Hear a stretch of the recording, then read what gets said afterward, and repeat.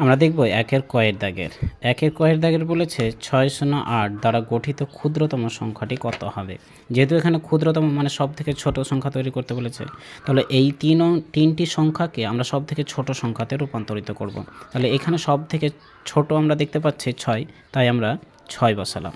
6-এর পরে শূন্য বসাতে হয়, তাই আমরা শূন্য বসালাম। শূন্যর পরে 8 বসাতে হয়, 8 বসালাম। তাহলে এটা হয়ে গেল আমাদের সব থেকে ছোট বা ক্ষুদ্রতম সংখ্যা। এবার ক্ষয়ের দাগের আমরা দেখব প্রশ্ন যে 7038 সংখ্যাটিতে 7-এর প্রকৃত মান কত।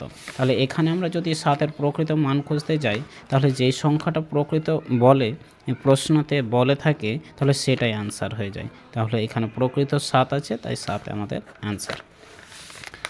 গয়ের দাগের প্রশ্নটা দেখব আমরা যে 1000-এর ঠিক আগের সংখ্যা কত হবে।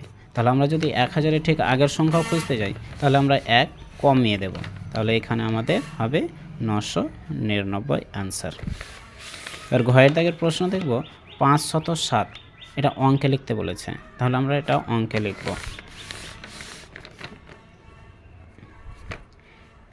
একক, দশক, শতক। যেহেতু এখানে 507 বলেছে, তাই আমরা শতকের ঘরে 5 শতক বলেছে, তাই শতকের ঘরে 5, 7 বলেছে, তাই এককের ঘরে 7। যেহেতু দশকের ঘরে কিছু বলেনি, তাই আমরা 0 দেব। তাহলে এটাই আমাদের অ্যান্সার।